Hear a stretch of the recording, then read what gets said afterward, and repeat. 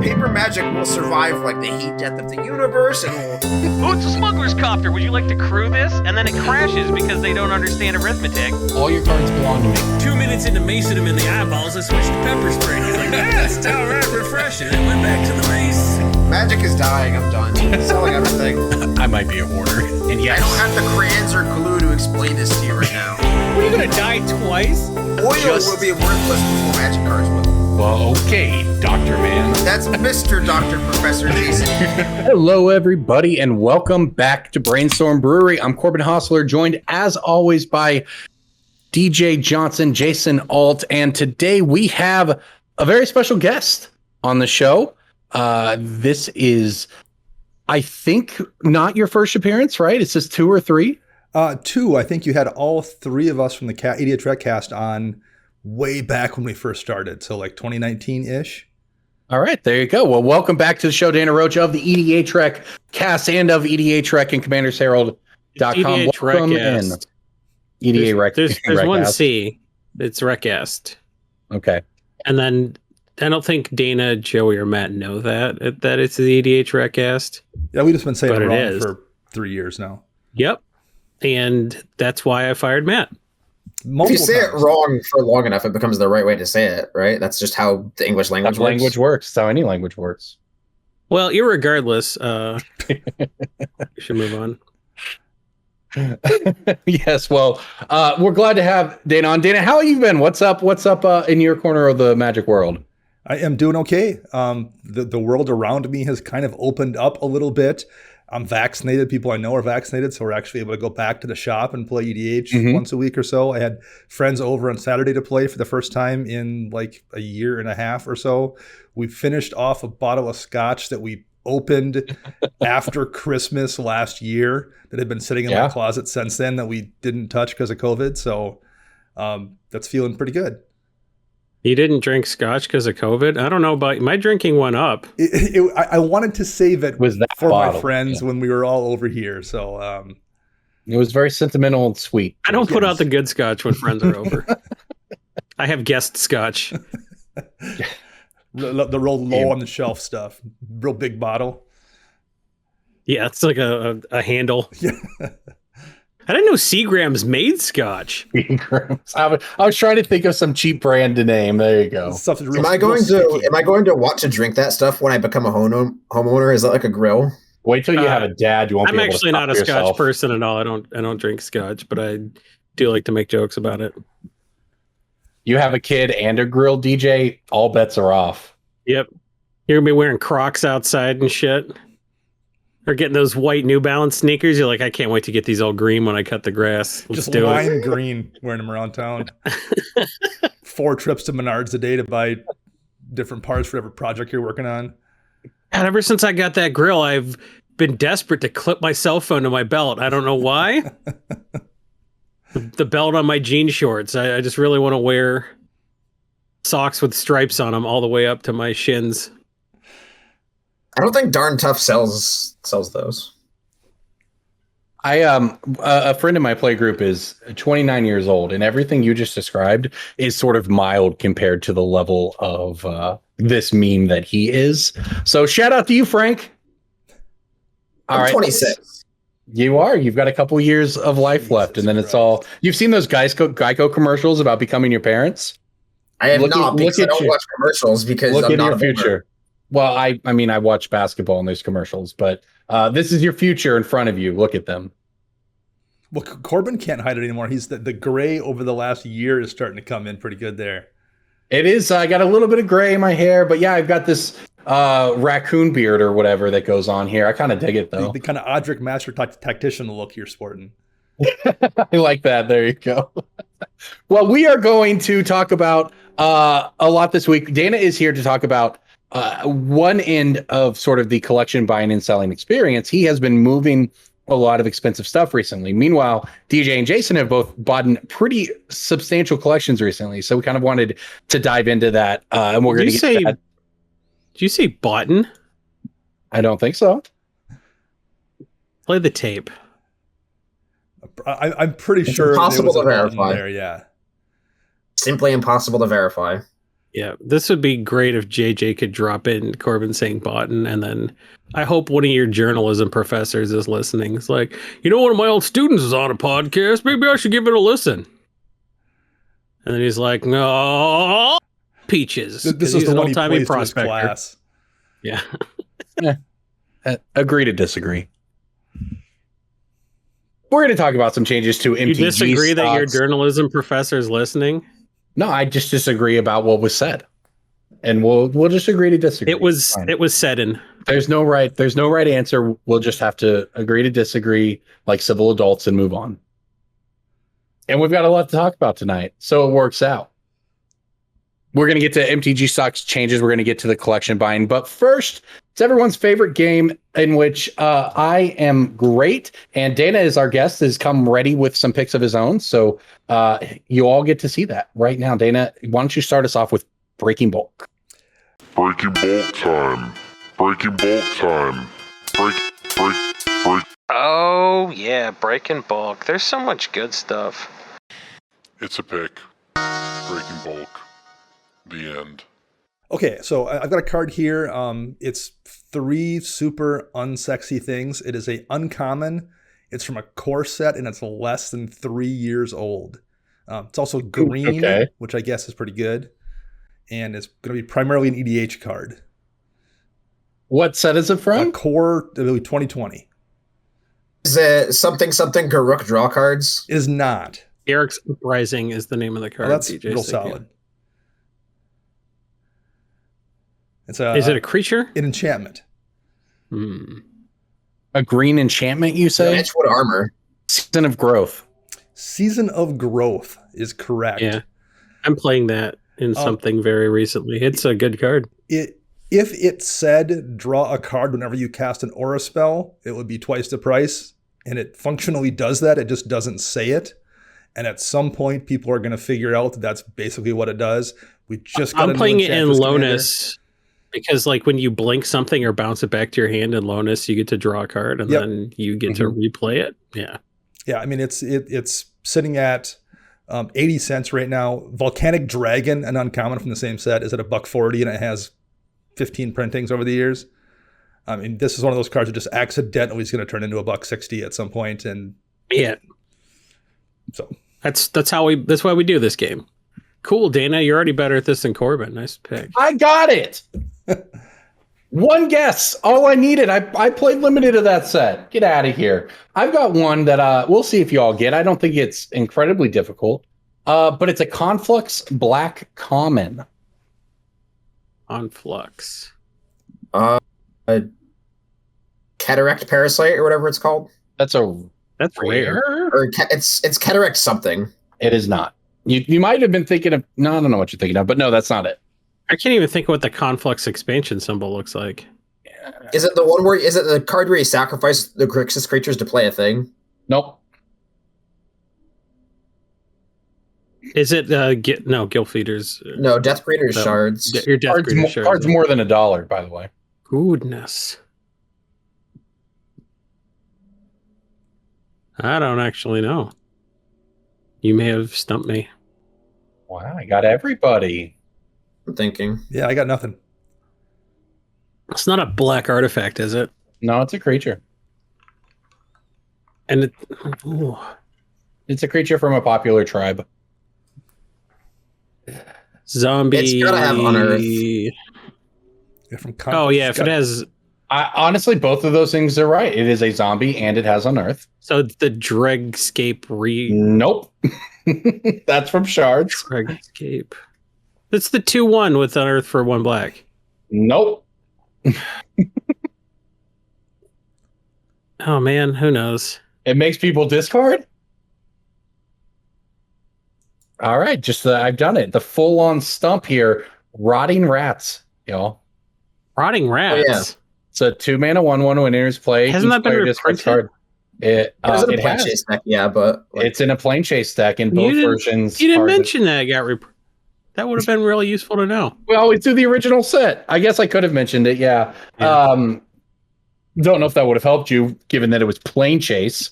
But sure, which narrows it down a lot. Yeah. maybe. I'm not saying you had to mention it for Plane Chase. yeah. Like, I didn't get it, but I will say that Plane Chase cards are very identifiable. That's true. Riding Rats has gone up in the past year, so it's maybe when you weren't picking just a few months ago, even. So I don't know if there's no, because everything that made people discard came out like when Tiny Bones was released. All this stuff. I mean, it's possible. This card actually was still 30 cents in February of 2021, and it's gone crazy since then. So it's a neat one. Now, Conflux is an interesting set in the first place because there are very few cards in that set worth picking. Because it's garbage, At common, it's Rotting Rats is now the most expensive common, followed by Lapse of Certainty, which is $1, and Scattershot Archer, which is 50 cents. But even in that uncommon, Lapse of Certainty wasn't shards. It's the white one. Yeah, it's the white one. No, not shards. Wasn't shards. Oh. But yeah, I mean, at uncommon, it's the 3-mana Memory Lapse. That's right. There's Ancient Ziggurat, Path to Exile, Reliquary Tower, and Counter Squall. It's dead after that. So yeah, it is not the best set, but Riding Rats makes it a little bit better. I have a black Dark Ascension common that I don't believe it has any reprints. I don't think so. Dark Ascension. What's a rarity? I'm sorry. Common. Is it a different colors on the back? No. Okay. I was thinking of that zombie, that like white card that would. Is it only in Dark Ascension, or did it get reprinted a bunch of times? I just checked, and there are no reprints. So it's not Tragic Slip then. Correct. Is it a creature? No. It's a pretty dire set for cards too. No kidding. It's a bad set. But like there were some okay creatures. That's not like. No, that's got to be a difference. And it's never been reprinted. Is it the give a creature undying? It is. It is give a creature undying until end of turn. Undying Evil, 1-mana instant. They've done this effect a lot in the recent years. There's a lot of like 1-mana instant, give it some effect of when it dies, come back with a counter, or come back stronger, or like bring it back and you lose 2 life, or target creature gets +2/+0 and a similar effect. There's a lot What of are like, 11 more examples? Yeah, there's a lot of like 1-mana black combat tricks that do something similar, but this was the one that pioneered it, giving it a keyword. It has steadily crept up from super true bulk to like 40, 50 cents. I generally list these for like 89 cents, and I finally started selling them just because I was like, this is a card that eventually somebody will want because they already have a cart full of cards in my store, and then they'll just like fill it out with this. So I have these listed for 89 cents, which is roughly double market, but I finally started selling them recently. Yeah, the price on this has been moving up. Right, a you're little only bit. you're only gonna sell crap like that at that price direct. Yeah. But I mean, like, it's also been at an upward trend over the past like 2 years from 3 cents to now like 40 or 50 cents. So yeah, this is actually getting a little bit of play in Modern thanks to the evoke creatures, specifically Grief. It's another 1-mana way to grief-immorate somebody on turn 1. Cool. So yeah, good point. Yeah, that's what's driving the recent movement here. It's a sweet Pretty card. brutal. Cool. Like Dana, I have a uncommon green enchantment. From what's that? Theros Beyond Death. Hydra's whatever. Hydra's No. Growth. Nope. Binding of whatever. Is it the Saga? No. It's Omen of whatever. No. The Omen's common. That's common. You guys gonna feel real dumb when I tell you the answer. All right, hold up. One more time. It's a green creature. It's a green enchantment. It's uncommon. Destiny Spinner. Yep, it's Destiny There you Spinner. go. It's an enchantment. Haha, you idiots. Okay. Yeah, got him. did Destiny it. Spinner's over $1 and it rules because your spells can't be countered. And it's a finisher sometimes if you just like spend 12 mana to just dome him with 320 power lands. Yeah, Destiny Spinner is in the new Modern Enchantress decks. So it's a pretty nice piece in that deck. And we just got a new EDH Enchantress commander as well. Yeah, I guess. I mean, I don't know. we're so spoiled having like 3 really solid 3-color ones to go down to 2-color, as opposed to just throwing that in the deck as another Enchantress. Enchantress is just such a circle jerky. Not really. It is. You can steal all their stuff. That's what I like to do. I was like, did you know you could untap 5 lands when you play Treachery? And everyone's like, I will kill you for stealing my commander. Good time. It just tends to be pretty pillow forty, right? Yeah. Good. Fine. And then Corbin's like, it's also play very Merciless like Eviction. where like if something name wrath, you creatures. just like it feels super bad, but like it's like I have a Merciless Eviction in my deck, and it's like, well, I guess I can't play the game anymore. But if somebody doesn't have a Merciless Eviction, it just feels very binary. I literally I agree. I have every time I lose to Merciless Eviction, I add another card in the deck to stop Merciless Eviction. I was like, well, Nevermore and Arcane Denial and Dovin's Veto didn't do it, so I guess I'll add a 4th card. So yeah, Merciless Eviction exiling does seem to be. It's so stupid. That card is so dumb. It costs 6 mana. In 2 colors. Yeah. It does so little. So you definitely couldn't have that put stuff in the graveyard because it costs 6 For 1 mana. more mana, I can cast Emergent Ultimatum and win the game every time. Like, is it really that bad? Yeah, it is. No. Merciless Eviction is Jason's Skullstorm. Chalk it up. It should be banned. I have it in You're right, DJ. I'm going to put it in this sleeve. This altar sleeve that people who go to patreon.com/BSB can get. They can get these altar sleeves directly for our patrons. It says this one needs a ban. There's one that says, did you pay the 1? There's one that says, did you pay the 2? There's one that says, reprint this card. You could get all these altar sleeves and put them on your cards and let people know that people who play Merciless Eviction are cowards and people who pay the 1 for Ristic Study are cops. Go to patreon.com/BSB. Give us your money. I have so many of these handsome drinking glasses in my basement. They're literally just in my laundry room, just a pile of boxes. And every time my wife goes in there to do laundry every 6 months, she gets really upset with me that all the boxes are in there. So what you could do to make my marriage a little smoother is go to patreon.com/BSB, go to the $20 level, get some of those glasses, right? You're going to get the glasses, you're going to get the playmat, you're going to get the altar sleeves, you're going to get our undying love and devotion for you as a person. It's called the Mythic tier. Let's keep using that. Wizards finally canceled all their events that have the word Mythic in it. We can finally reclaim that word. That's good, yeah. You could be at the Mythic tier, and then we have a tier above Mythic. Masterpiece Tier, obviously.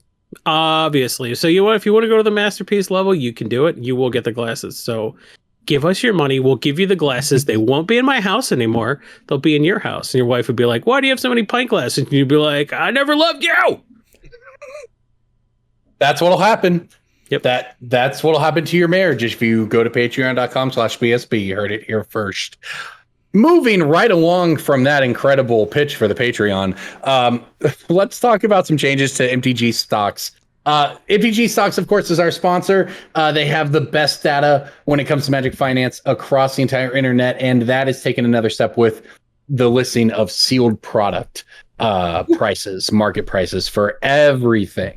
Every set, we're talking draft booster boxes, set booster boxes, collector boosters. There's almost too much data. Like, I know some people say you can't have too much data. I don't think you can have too much data. You can maybe display too much data. You can't have too much data. If I need to know the price of the price trajectory of the Conflux pre-cons, I know exactly where to go. Well, actually, that I want to talk about that because I think this is really cool to have an easy to look place because a lot of people don't know, but maybe don't use TCGPlayer for sealed product. And I would always encourage you to buy local, but TCGPlayer has sealed product and there are market prices and therefore data to be drawn historically over sealed product, right? And a lot of that stuff can kind of just get lost in the background and not something that anybody really tracks in terms of what's the price of this set done to this set. And now this gives the ability to do that. So I would actually love to see more tracking with it, right? It's the same sort of historical price graph that we get with singles. I would love to see that for, say, booster boxes of Modern Horizons 2, that sort of thing. a little terrifying to have a visual representation of the number of different products that each set has now. True. Look at It's Adventures like, in the Forgotten it's like, Realms. I want to be a wizard boy. Let's go to the Strixhaven College. What product should I buy to put on my wide-rimmed glasses and my little pointy hat? Should I get the Draft Booster Collector Box case, the Collector Booster Display case, the pre-release pack set of the 5 decks, the Draft Booster Box, the Set Booster Display, Theme Booster Display, the bundle, any of the 5 pre-release packs, any of the Collector Booster packs, any of the Theme Booster packs, any of the regular booster packs? There are literally 25 different prices. 25 different prices being tracked for sealed product for Adventures in the Forgotten Realms. I want to express myself with my direct choice with how I interface with capitalism. Nerds are the ultimate consumer. Yeah, because we have money and not dates. This is none of this is even remotely accurate. What? Nerds are absolutely the ultimate consumer. Okay, sure. I guess maybe. Okay. Second only to maybe like parrots. Yeah, that's why there's a Friday Night Lights cinematic universe, right? Because we're done catering to jocks. That's the point. There's no Friday Night Lights cinematic universe. Nerds are the ultimate consumer. Isn't there like an Adam Sandler cinematic universe though? I mean, there could be. If you, but it's on Netflix where it can't hurt anybody. They just like confined it to Netflix. You can't stop me from my headcanon that The Longest Yard and 50 First Dates take place in the exact same universe. So he plays football, but Drew Barrymore is the one with the concussions? That doesn't make any sense. Happy Gilmore and The Longest Yard and all of these things. So Adam Sandler, quite the athlete, by the way. Wasn't Happy Gilmore a movie about a guy who sucks at hockey? And dominates golf. But he's bad at fighting Bob Barker, if I remember correctly. Well, Bob Barker is a badass. Everyone knows that. That's fair. I'm just amazed Corbin has seen the movie. Are you kidding me? It's an Adam Sandler movie. It's Happy Gilmore. That's my lifeblood, right? Like the fact that Jason is making fun of it just tells you how into it I would be, right? It's just extremely basic, and I'm here for it. Love me some Happy Gilmore. The Miller Lite of movies. Well, now I'll tell you, I watched the U.S. Open over the weekend, and this is something I think that we owe to Happy Gilmore. There's a person now at over, I don't know how many years, but a long ongoing thing. Somebody at every golf tournament, as soon as somebody hits the ball, will scream at the top of their lungs, "Get in the hole!" And I just think I think we owe Happy Gilmore for setting that kind of, just making that possible. That's all. Only somebody who likes Happy Gilmore as a movie would think that it's funny to yell that every time somebody. I think it's hilarious. Like it's funny twice. It's dead quiet. And then if you don't you just got to have the "get in the hole" guy, if it's not there, it's just not the same. It's the Freebird of the golf world. Yeah. I mean, look, you could say it's the shouting parkour at me while I'm doing parkour of the golf world. People shout parkour at you while you're doing they quote the Office scene a lot. But like they're people in a parkour gym. I do outside parkour too. Why? Because it's more hardcore. Kind of where it's designed to be done. Yeah, in France. Why France? Because that's where they created lives. Parkour. Where it was originally designed by firefighters. Home. Get in your home, parkour. I thought that American Ninja Warrior invented it. No, it was designed by French firefighters to get into burning buildings quickly and effectively. Oh, that's good to know. If there's ever a fire and I'm near DJ, we're set. No, he's not going to do anything about the fire. He can just get inside the building. It doesn't help anybody. Assuming that I can carry you out. Dude, he's strong, man. He'll carry you out. Cards first, then come back for Corbin. Yeah, I mean, I'll save your like valuables or whatever. Please do. Please do. Help my wife sell them when I die. That's all I ask of you. That's all we got. All right, let's move on. Dana, we brought you on this cast tonight to talk about your experiences selling a lot of your more high-end items over the last couple months. So we want to dig into that a little bit, what that's been like for you, and then talk to, bringing DJ and Jason as they've been on the other side of it recently. So tell us a little bit about what you're doing and what you're selling and kind of what your goal has been when you're moving this stuff. So sure. So I came back to Magic in Return to Ravnica block roughly after having not played since, I want to say, Ice Age. And all the cards I had back in the day, I had a roommate that had a nervous breakdown and stole my stuff and pawned it all, including I had a couple Moxen and I had, original duel, stuff like that. So I just quit the game, got out. Is that person in jail? He is not, but he should have been, because I actually got off pretty easy. My other roommate, he took all the junk mail credit card applications that came in and filled them out and Jeez. put 40 grand in credit card debt in his name. And the guy didn't find out until, the credit cards hadn't been paid for 6 months because the roommate was intercepting the mail coming in with late fees and that kind of thing. Ooh. Jesus. So grand scheme of things, at the time, I got off pretty easy, just losing. So he didn't go to jail for that either? He wound up not going to jail because it was his first, time doing something. His first oopsie doopsie. Yeah. So I think he had probation, but that was it. He didn't actually do time for it. He got his little he got his little white guy do 10 crimes that you get. Yeah, but white guy in the Midwest, it's all good. So I quit. When I came back, many years later, I just didn't have any cards but what was out at the time. So I started buying collections mostly on Facebook. So I would join, every small town has a stuff for sale in Moose Nuts, Minnesota, yard sale group where you can sell whatever stuff you're selling. I just joined every one of those in every small town within 100 miles around me. And I would originally just search for Magic collections for sale, but after a while I would just start posting an ad once every 2 or 3 weeks saying, looking to buy Magic cards.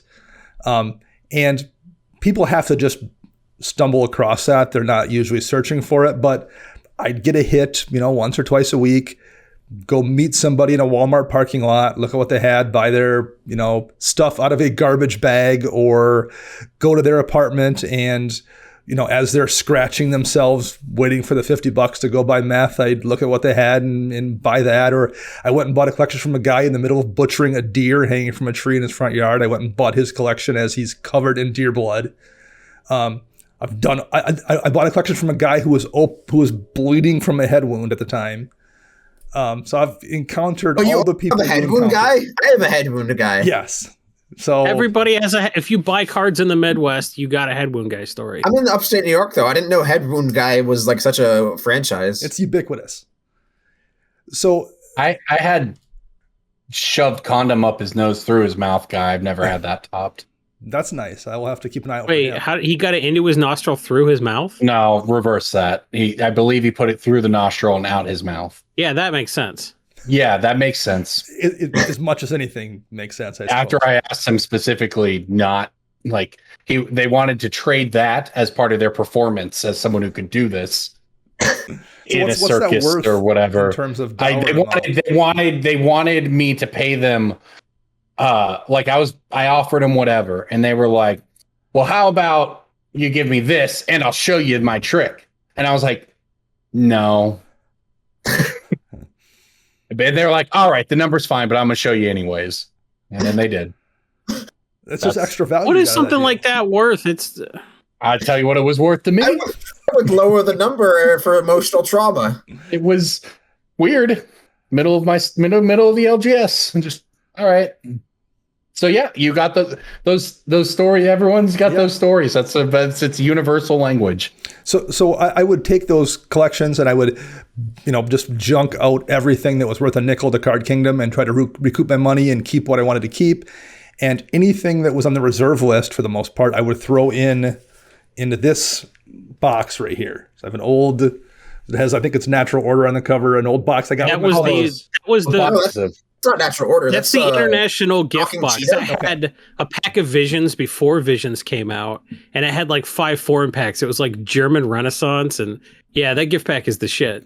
So I've decided to call mine the Moon Box. We were talking about this on the cast last week. I've decided that instead of a Spec Box, I'm renaming mine the Moon Box because one day everything in it's going to the moon. Yes. Well, so I kept anything on the reserve list, no matter how terrible it was. I'm like, why not? Because I was, for the most part, coming out ahead anyway. I'm not running a store. It wasn't costing me money necessarily to just toss every copy of Abeyance into this box. And then 2020 happened, and every one of those terrible reserve list cards turned into a $30 card, and the ones that weren't terrible turned into, $200 cards in a lot of cases. Simultaneously, I live in a house with a really terrible kitchen. And one problem, me holding on to this box with really expensive cards, is a solution for the other problem, me wanting to renovate my kitchen. And unlike you all, I don't have access to a store necessarily or an experience selling. So I just kind of opened a TCGPlayer store and listed cards, and with my plan to sell until I could pay for my kitchen. That's great. I mean, we've talked about it before that having a clear goal like that makes it all so much better. Sigmund Ausfresser of Quiet Speculation was always talking about his goal and wanting to get his kid a college fund. And he put every dollar profit into that fund. And his kid now has a very well guaranteed college fund. And I did the same thing back in the day. I wrote an article about how I sold cards for a refrigerator. Having a goal, a clear cut goal, makes the entire process much more meaningful and enjoyable. Was that your experience? Yeah, definitely. Well, and also it helped that I'm not in a hurry. I'm not going to get this done probably until next winter at least. So I was able to do things like take a bunch of these cards and look and say, okay, I mentioned Abeyance before because it's alphabetically at the beginning of my list here. When Abeyance was selling for like 19 or 20, I just listed my 8 copies for $30. Because I'm like, there's not much in between. And I'm like, somebody's going to try to do a buyout and they'll just buy my $30 copies. And if they don't, in a month and a half, I'll just lower them to the normal price. Because it's not overhead for me. I didn't really invest anything into these cards. I already got my money back. So I could just list a bunch of these things and let them sit for a month and see if someone tries a buyout. And basically all spring long that happened. I sold my 8 copies of Abeyance for $30, and it's back down to like, 20, 25 or something now, but like Lake of the Dead. And I sold a bunch of Lake of the Deads at, I think, almost 300 a piece. That's now retraced, but I can afford, I'm in a position, I could just list them for 30% more than what the minimum is and wait and see what happens. Do a lot with reserve list stuff. Yeah. The one thing I would say that I learned, because I've done this mostly on TCGPlayer for the most part, TCG is quite easy to use, even if you're somebody who doesn't have any experience, except for the levels, seller levels you have, because you're restricted on what you can sell price-wise or what you can list price-wise based on what your seller level is. So like initially I'm like, I'm just going to list a bunch of cards, and I couldn't because I think it's $1,000 cap when you're level 1. Yeah. So they've laxed those restrictions a lot. Okay. Over the past decade. So when I started, it was stringent. like you could list a maximum of 2 items, and then you'd sell 10 items, and you get to level 2, and then by the time you got to level 4, you could finally list your Jund deck. But they changed the restrictions at some point over the past few years, where their goal, sort of their like ideal system, was like, we want an intro seller to be able to come in and like sell their Boughten deck or whatever. That was their like they're like, we want somebody to be able to come in and sell a deck at an entry level. Well, what I wound up doing after realizing that limitation was I just took a bunch of stuff I had that was like a $5 card that, I'm not going to need 4 copies of Prime Speaker Zagana that I had picked up somehow over the years and hadn't gotten rid of. So I'll just list those for, 20 cents less than the minimum or something to make sure they sell, get those 4 sold and get them out, and get my level up to 2 and 3 relatively quickly. Not losing money necessarily, but like just not caring. Like, okay, if I break even on this, I don't care at all. I'm just going to sell the cards to get my level to the point where I can list all of my stuff and not have to worry about it.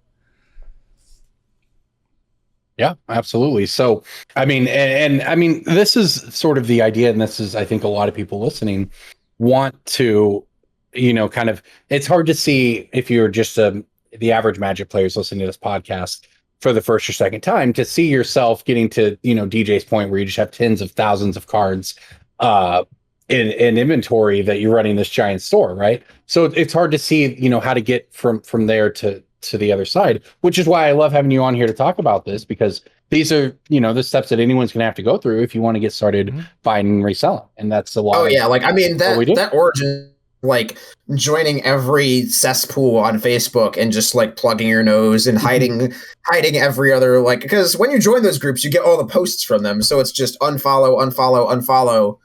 That was my entire college career, was just joining all those Facebook groups, all the Craigslist trolling, all the 2-hour drives to middle of nowhere, Canton, New York, to buy cards from somebody who's underneath their car when I arrive, and we perform the entire transaction while he's beneath the car because he doesn't want to get out from beneath the rolly thing. It's all of that was my origin story too, exactly, basically. I just I wound up decided to drop out of school and print it full time. I after joining the first couple and seeing that, I just stopped and created a fake Facebook profile for a fake person and just joined under all of those, so I don't have to deal with that crap. I just switch over to that profile when I post and do everything through there. That's funny. Dangerous, but funny. Yeah, then I don't have to have some rando person knowing my name either that I'm meeting on Walmart. It doesn't work for the actual Magic groups though, because those ones generally require you to have an actual physical pictures of yourself and prove that you are not just But if you're trolling around on Facebook Marketplace, it'll work though. Yeah, absolutely. Yeah. Well, so what? I guess, have you learned, what do you sort of know or wish you knew now that you're a couple months into this, when you had, first took the leap and I'm opening a TCGPlayer account and I'm selling cards? Things like the fact that you can just print out PayPal labels from shipping labels from PayPal instead of going to the post office. PayPal.com/ship now. Yeah. and if you're selling 1 or 2 or 5 cards, the weight is always the same too. You don't need to worry about the weight. It's always going to be, 3 ounces or less, which is the same price for 1 ounce. So you can go up to 4. Yeah. You don't have to think about it really. It's unless you're selling something significant, the weight's easy. So once I figured that out, that made life a lot simpler too. I can just get up in the morning. Oh, I sold 2 things last night. Throw them in a top loader, grab the envelope, print out the 2 labels, tape them on. I take a bike ride pretty much every morning past a P.O. box. I just drop them off in that P.O. box. It's for the amount of cards I sell, which is half a dozen a week, it's not very time consuming at all. Also, concerning the weight thing on PayPal, allegedly, you can just always put the weight at 4 ounces. And then if it turns out to be higher than that and they actually want to charge you for it, they will still deliver it and then just hold your account until you just click a button that says pay difference. Oh, nice. So you really? Sometimes it's 5 or 6 ounces and they're just whatever. But if it's 8 or 9, you can still just list 4 ounce. Allegedly. Somebody told me. Heard from a friend. What they won't do is they won't deliver it and say the person they deliver it to has to pay the money. Correct. Yeah, it'll just get charged to your own PayPal, and then you can't continue to print more shipping labels until you just click a button that pays the difference of what you likely would have had to pay anyway, but not necessarily exactly. So now, you can save a few dollars a year on that. The one real nightmare thing I had happen was I had taken a bunch of the expensive cards out that I was taking pictures of. So my Gaia's Cradles, my Bazaar of Baghdad, that I wanted to get a front and back photo of all of these. And I had them in a fire safe. The really expensive things I was storing in a fire safe. So I had taken them all to take pictures, and they were all in one of these little plastic boxes just for the photo version. And I had it sitting on my desk, and I just hadn't put it back in the fire safe yet. Simultaneously, I had found a bunch of random foreign black border cards that I'm I might as well dump these too, because what do I need this random, Italian Legends card and this random Korean printing of something from Visions or whatever. Sold them to somebody just for the lot for $30. Coincidentally enough, one of the top cards in my reserve list thing that I had taken pictures of was a Solkanar the Swamp King.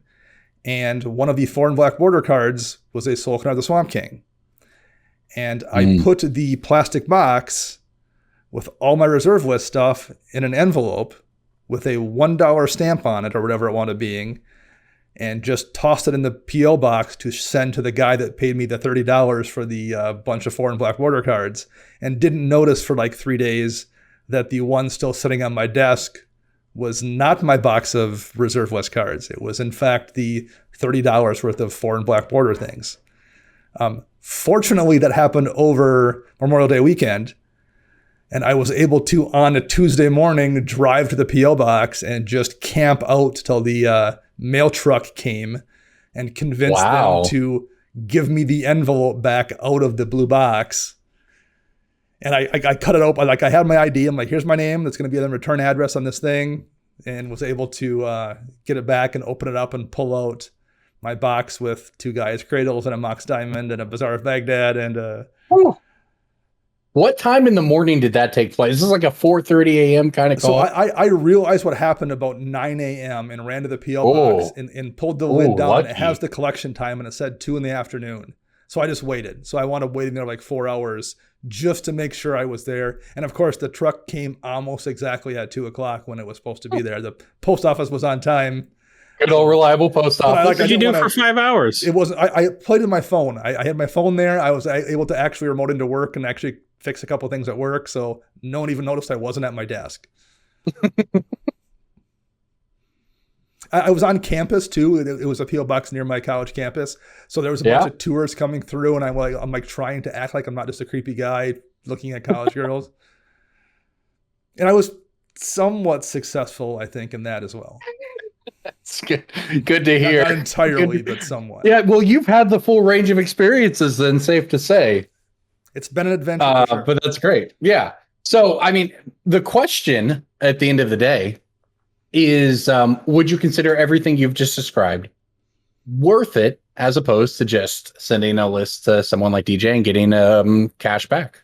DJ, are you sniffing magic cards? I'm shuffling magic cards so that I don't play with my dice because they make a clicking noise near the microphone. Okay. Yeah, Jason. Yeah, but I'd hate for that to be a distraction. The time investment has been minimal enough that yes, it's been worth it for me to do it this way. If it was a larger collection or the cards were worth less and it required a lot more monkeying around, it probably wouldn't be. But when most of the things I send out are going for like $50 or $100 a pop, things of that nature, it's pretty easy to do it myself and not have it suck up too much of my day. If it was a different kind of collection, I would probably recommend just taking it to somebody, and because time's money, and I mean that's a cliche, but like it's true. And if you're selling things that are nickel and dime, unless it's your job, it's just gonna suck up so much of your life that I think it will be difficult to recoup how much you invest in that whole activity. All right. Well, there's another aspect of this we want to touch on that DJ I know wanted to ask Dana about. So why don't you go ahead and take that? Sure. So, I mean, obviously I buy and sell cars, I buy and sell high-end stuff. And one of the reasons that people do choose to come to somebody like me or somebody like Jason or just like a store is they have a very big and understandable fear of like counterfeiting. There is a common scam where you're like, I'm going to sell this Sarah Sanctum on TCGPlayer, and then you ship, or eBay or whatever, you ship it out, and then the buyer says, I got a fake. And then you're like, I know I didn't get a fake. And they're like, well, I got a fake. And then they send you back a fake. Mm-hmm. And that's a problem. So what has been your experience, Dana, in that? Because I mean, I can only speak from the side of like people choose to sell to me because like they are afraid of that experience happening. So I have not had that happen to me yet. One of the things I do is particularly, if it's a $30 card, I haven't worried about it too much. The couple of expensive things I've sold, including Sanctums, I've checked to see who the buyer is and see what their history is, because you can do that on TCGPlayer. You can look and see how many purchases that person has, what their history is. And so far, I haven't ran into someone who's like, hey, this is a brand new account. This is their first purchase. I don't know what I would do if I encounter that. I would probably try to cancel the sale. But I've always checked that on big cards to see if it's somebody who has made a bunch of purchases already and therefore, in theory, probably has a reputation and is a little more trustworthy than somebody who is making their first purchase. So that's all I've really done so far to kind of protect myself. I've taken pictures of my really expensive cards too, but I don't know what good that's going to do because I don't know how I would prove I put that in the envelope. So do you have any advice for that? There are some people, I am friends with some vendors on Facebook, and I just have coworkers and associates and whatever. They do, it's like they have a threshold where if it's over $500, I am taking a video of me sealing the card, putting it in the envelope, and putting it in the mailbox. And like you can just calculate yourself like the risk to insurance sort of ratio on that of like, I'm spending 30 seconds doing this. And if the error rate is 1%, then like if somebody makes a claim on $1,000 card, theoretically this is worth it. So you can absolutely do that. That's not like an unrealistic, crazy thing to do. If you're considering selling high-end cards on third-party marketplace platforms, you can do that. You can absolutely just take a video of yourself putting it in the mail. eBay is generally much more buyer friendly when it comes to counterfeits. So eBay has sort of a higher risk involved, and it's also just going to be like the more predominantly used site in terms of like scumbags and bad actors just looking to like make a quick buck because they know that eBay has that sort of track record. One thing that TCGPlayer does, I've been accused of selling fakes before. I sold a Japanese doubling season, and Japanese cards, number one, have a more glossy feel, and number two, like nobody's ever counterfeited a Japanese doubling season in their lives. So somebody accused me of selling a fake, and they were very, very adamant about it. And what TCGPlayer has is they will ask the buyer to send it to them, and they'll send it to their headquarters. They will verify it, and they have a lot more data on the buyer. They have a lot more information and sort of like ability to track what that buyer's behavior is, how many refunds they've asked for, any sort of communication that buyer has had with other sellers, so they can see if they're taking sort of a scattershot approach in terms of just trying to fish for refunds. And I mean, lo and behold, the card turned out to be real, and I got paid for it. The buyer, I don't believe they might have refunded him. I assume they refunded him. But my card got sold and I got paid for it, and that was a happily ever after situation for me. Yeah, I mean, that's great in the case that's the conflict resolution process working as it should. I imagine if someone's trying to scam, they'll just send the fake card into TCG. Right. But like that's where like TCGPlayer's looking at other buyers and sellers comes in, because if you're a first time seller and you're opening a store and you're selling cards and somebody pulls that scam on you, and you are a seller with a relatively low, not low reputation, but like a new reputation, I do assume that TCG will sort of give both parties the benefit of the doubt, and then just have that as a little warning mark of like, okay, the seller sold something that somebody claims is a fake, and then if there's a repeating pattern on either buyer or seller's behavior, then that becomes more of an issue.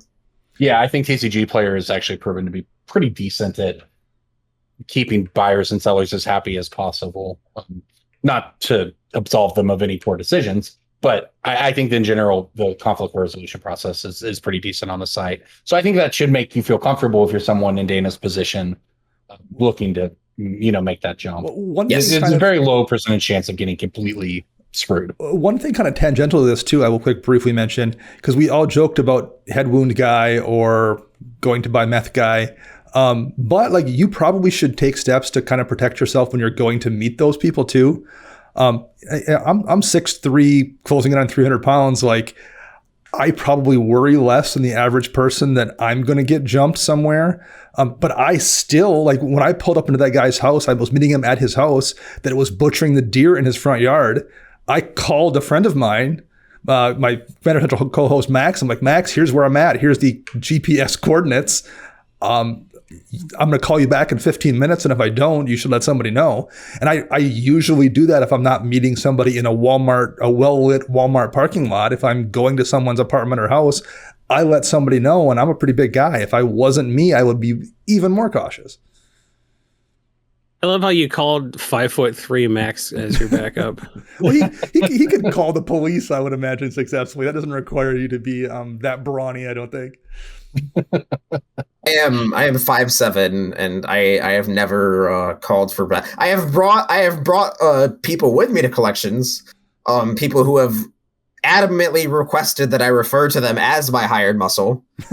They're like, I've had friends who are like, hey, can I come along to this collection buy? I want to be hired muscle. That's just been like a dream of mine. I'm like, I'm not paying you. And they're like that, but it's like a fantasy, right? They're just like, I just want to be a bouncer. I just want to walk up on and just do this transaction.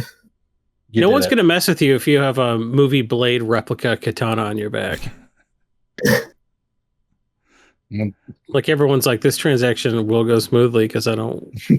Like that's So a, will how this long he's blade been through your studying the neck? blade. that's a Yeah. serious person who doesn't date. I am not messing with them. Yeah, no, I mean that's a great answer. It's good to hear. So there you go, everybody. If you're interested in seeing what it might be like to take a plunge, I think that it's harder. It's hard to get a better example than this. And it's also, I'll note this, at some point it becomes difficult to rationalize holding on to these cards. I've even pulled a few things from decks. I've got a commander deck, one deck in particular that had a foil Yavimaya Hollow and a foil Yawgmoth's Will in it. And not even that powerful of a deck, but at some point I'm like, I can't justify having these cards in a goofy commander deck when they're worth that. When this one card could be the countertops in my kitchen, and this one card is going to cover the subway tile. Like I just can't. I couldn't. And then it's scary too. Like I sometimes bike to my LGS. I don't want $5,000 in a backpack on my bicycle going to my LGS to play cards, or going to an event when events reopen. So it's not even necessarily about just paying for my kitchen or having a goal. I just don't want to have this stuff in my house sometimes too. I think that's one of the most awkward realities, and it's a first world problem, all of that. Absolutely. It's one of the most awkward problems of 2021 that I don't want to play with my Magic cards. Your money? Well, but the thing is, what if you don't? What if you just want to play the cards, right? Like, what if I just want to put dual lands in my commander decks so that I don't have to pay 2 life? And you have to make these considerations. I mean, yeah, you can proxy stuff, sure, but like, if you don't want to do that, if you want to play the Magic cards, then it's a choice you have to make. And I feel guilty about the amount of money that's parked in Magic cards at my house. I don't. I know. And well, you're churning through them sort of in a way that I'm not. Like I actually don't feel so bad about like the business side of stuff that I run out of my office here. But like in my house where I keep my high-end binder of expensive stuff and all my duels and all that, it feels a little guilty, like just having it, You feel guilty for having like video game systems and like other. It's just a different scale, man. Like video game systems are a couple $100, not like tens of thousands of dollars, Yeah, I mean, yeah. It's all just money. I don't know. It's all just money. Well, it doesn't feel like a flex on somebody if you have a nice video game system. But like if I go to an LGS and I'm playing I have decks that are super, super casual because I happen to have a Bayou. I put the Bayou in the deck. Like, why not? I have a Bayou that I got in a collection for cheap. I might as well use it. When it was a $75 card, I didn't feel like a dick dropping that on the table. When it's a $400 card and I'm playing against a new player, I genuinely feel bad playing that in the deck, even if it isn't that powerful. It makes me feel like a jerk dropping cards that are that expensive. Yeah. It's just kind of not what a lot of, I don't know. It's at some level, it is what we signed up for. But on another level, it's just kind of like not what we signed up for when you decide to play Magic, right? It's just, I'd say awkward is the right word for me because like I can rationalize it. But at some point I just look at everything going up and am I being crazy to think that the prices aren't going to crash, right? And how far can this bubble run or whatever, right? And like, is it worth the risk? Yeah, those are just the questions that become difficult. And like maybe I want to go play in a legacy tournament one day. You have to consider that. It's all just a weird problem to have. But I mean, I have a hard time I have a hard time understanding how somebody considers something a tough decision when it's like, do I want $10,000 now or am I going to play in a tournament someday? Like it's like, I don't know. These are equivalent. Woo! Like some people are motivated by different things. That's what it comes down to. But yeah, I'll tell you what I am always motivated about. It's the favorite part of the podcast for a lot of people. It's time for Pick of the Week. Pick of the week, pick of the week, pick of the week. Time for the pick of the week. And I have a great pick of the week this week, I think. It's a card that's been reprinted actually a lot. Since it was originally in Apocalypse, it's been in a lot of different versions. A lot of them are promos. But Vindicate now in Modern Horizons 2 is all of $2. It was last printed at Masters 25 or Eternal Masters, whichever one of those came first. And those copies are all 10 plus. So if you ask me, Vindicate at $2, given that it's legal and modern and showing up as a 4 of in decks, is way too low. And it looks like it's probably going to bottom out here in the next week or two. And I think I want in at that point on Vindicates. Yeah. I got a card that I don't understand why it's so cheap. This got a mystery booster / the list foil printing, but all the printings of this card are under $10. Even the mystery booster foil.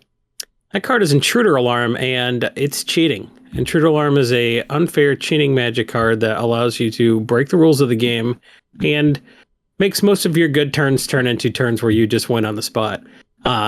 Intruder Alarm should not be as cheap as it is, and I really don't think that under $10 for the Stronghold version is correct, and I do not think under $8 for the Mystery Booster foil is correct. So I like any and all Intruder Alarms at their current price. It's going to go back up for sure. It just takes one card that goes infinite with it, which is pretty easy. You know, anything that taps to put a token into play or something like that. You know? Yeah, I've certainly comboed off with Intruder Alarm before. It's pretty fun. It's also one of those cards where it has a very specific purpose in that deck. It's not the kind of card where you say, well, I can just run something else. When you're running it in your deck, you want that card and nothing else does what it does. So you buy it then. You don't, there's no second substitution. You can scale down and buy the cheaper version of. You just bite the bullet and buy it. Yeah. All right, card DJ? that made me a lot of money once upon a time, and it's not the card Once Upon a Time. But it used to be a True Bulk rare. It had a big ol' spikety spike, and then it went and did nothing for a while.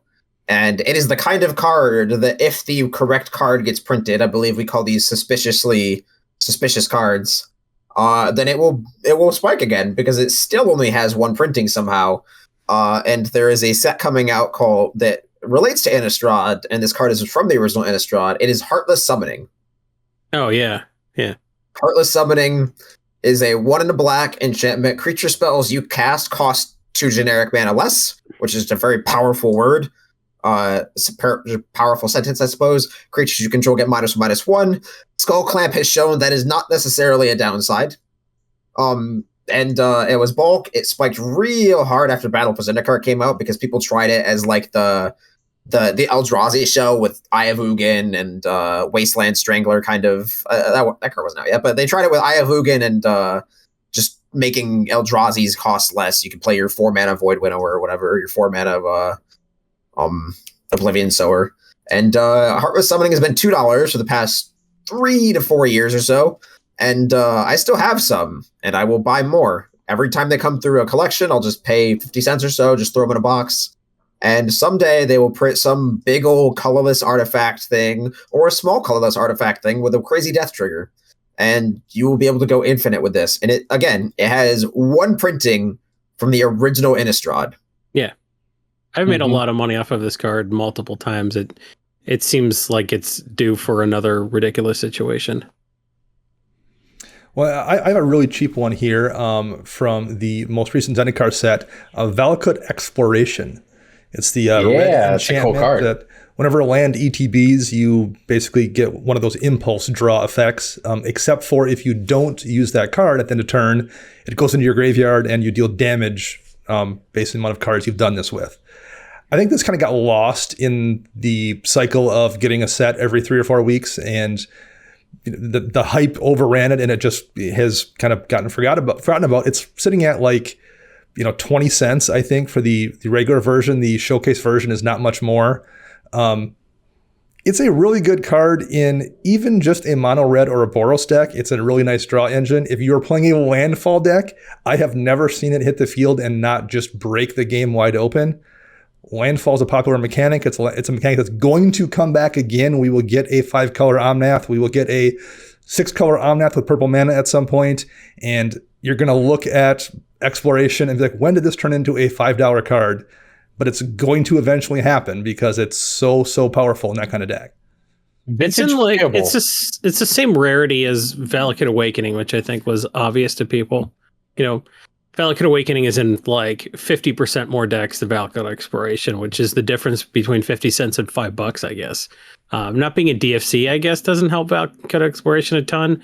I think the fact that there are so many different versions of it, you have the promo pack, the promotional pre-release foil, the variants showcase, the regular Zendikar Rising version. Like, the base version is 50 cents, but I kind of like the showcase version with the different art, which is still under $1, a little bit more. It's bulk as well. I like it too. Yeah, but I like that card in general, right? That card is actually getting played in Legacy lands. Valakut Exploration is pretty powerful. Lands is a deck that has always just been able to be like, let's add this one of weird card from new set, and then now I have 18 different ways to win the game. Yeah.